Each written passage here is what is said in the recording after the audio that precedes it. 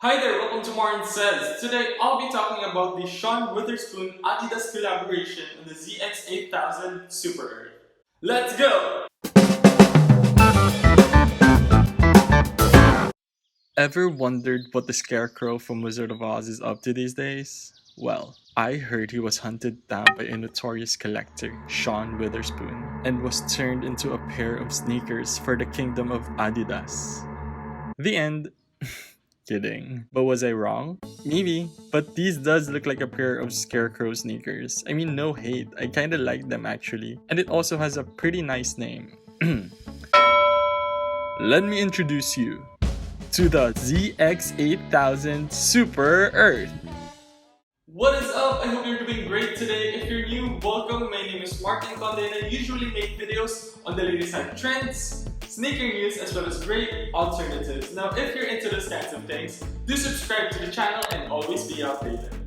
Sean Wotherspoon and Adidas' sustainability-focused collaborative effort are set to enter a new chapter with the release of the ZX8000 Super Earth. First premiered by Wotherspoon himself in September of 2020 and following a Superstar Super Earth collaboration, Wotherspoon's ZX8000 is unlike anything in the A to ZX lexicon thanks to its patchwork style build and rough-hewn details, which gives the pair a lot more character. In 2013, Wotherspoon became one of the owners of the Virginia-based vintage and resale behemoth Round 2, which pays the sneakers in cash rather than consignment, allowing sellers to get paid faster and for the Wotherspoon and Company to flip the sneakers at lower price points than the competition. He first made waves in the sneaker community with his Air Max 197 in 2018. Since then, however, Wotherspoon has teased projects with both ASICS and Adidas.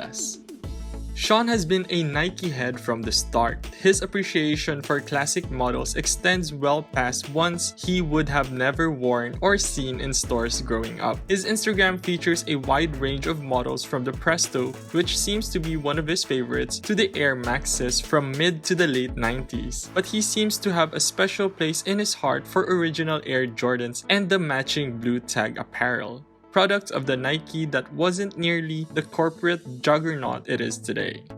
Round 2, which has since expanded to Los Angeles and New York, was just the beginning. In 2017, Wotherspoon's Air Max 197 hybrid design beat out all other comers in a Nike-sanctioned Vote Forward Air Max Day contest and was released the next year to much acclaim, including immediate sellouts. The shoe itself, a hybrid with an Air Max 1 sole and Air Max 97 upper, was made from raw edge corduroy in soft pastel colors with the intent that it would fray as it was worn. And despite the collector's dream wording on the Nike sneakers drop, these were indeed made to be worn and made to be personalized by the owner, with 4 sets of laces and a variety of patches to be swapped out on the tongue. He since followed it up with the Guess Farmers Market collaboration sold at a pop-up in LA where he has been based. Wotherspoon has always defined his personal aesthetics through his collection by picking up vintage pieces that spoke to him. Now through his store and collaboration, he's able to share it with the rest of the world.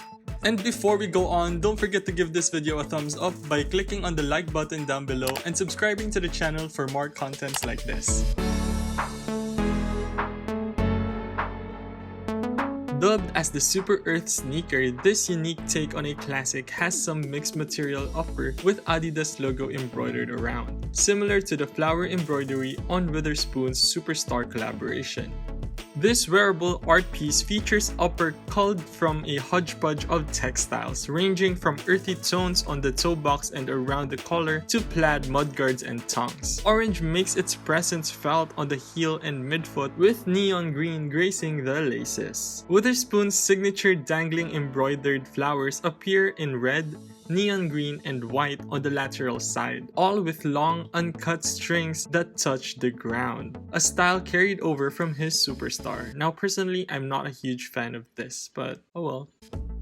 The medial side eschews floral detailing in favor of 7 different embroidered trefoil logos placed in abstract fashion, and a translucent heel clip shows tangled threads under the TPU build. Natural toned midsole provide the shoe's only straightforward piece, and special Super Earth branding appears on tongues, heels, and insoles alike. Among these 3 spots, it's most notable that the tongue where it sits above a screen-printed graphic of Earth. Sean's initials are then placed on the midsole's yellow torsion bar to complete the look. The Sean Wotherspoon Adidas ZX8000 Super Earth is set to release via the Adidas website on March 12, 2021, and likely priced around $140. Just like the previous release of Wotherspoon's collaboration, this would most probably fly off the shelves. As of making this video, the resale prediction for these seem to be of high value, estimated to double, currently running around $200 to $500. Now, these may not have the same resale appeal as its Air Max collab, but this is why I think it would be the best to buy a pair for your personal use. I mean, who knows, maybe in a couple of months or years, these would raise in value. Honestly, I'm not loving these. It took me a while to fully appreciate it. Looking at the sneakers closely, the details are creative and very much the stamp of Sean. He's able to put his personal style on a pair of sneakers that have been redone multiple times. And just by looking at it, it does provide this very Wotherspoon vibe. And it could easily stand out among the wide array of ZX8000s out there. I especially like how they marketed this to be very sustainable. Or at least they tried to be. In these current times, it is important for companies to share the same vision as their collaborators. With Adidas' initiative to produce more sustainable products, I think Sean Wotherspoon has been the perfect man to be collabing with. I mean, the man made a fortune from recycling old clothes and simply slapping the word vintage on them.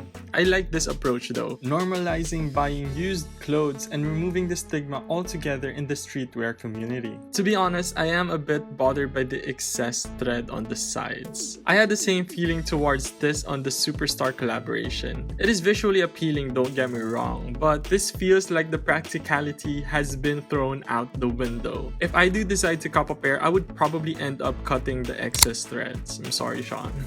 Overall, this is a unique pair and I think this will sell out quickly. Sustainability factor and the collaborator itself add so much value to this. And with the $140 price tag, it seems to be reasonably priced, and if you're a fan of Sean or of the A to ZX series, then this is a must cop.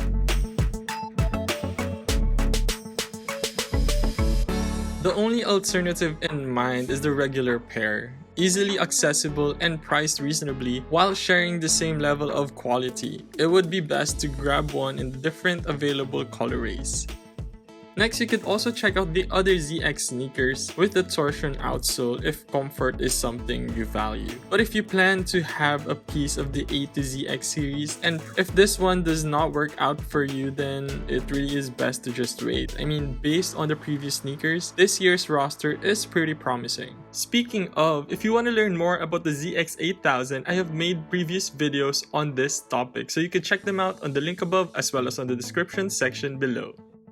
And there we go, what did you think? Will you be copying a pair of the ZX8000 Super Earth? Let me know your thoughts in the comment section below. If you like this video, go ahead and give it a thumbs up by clicking on that like button. And if you haven't yet, do subscribe to the channel to be updated with the latest hype trends, sneaker news, as well as great alternatives. Once again, this is Martin Says, and see ya!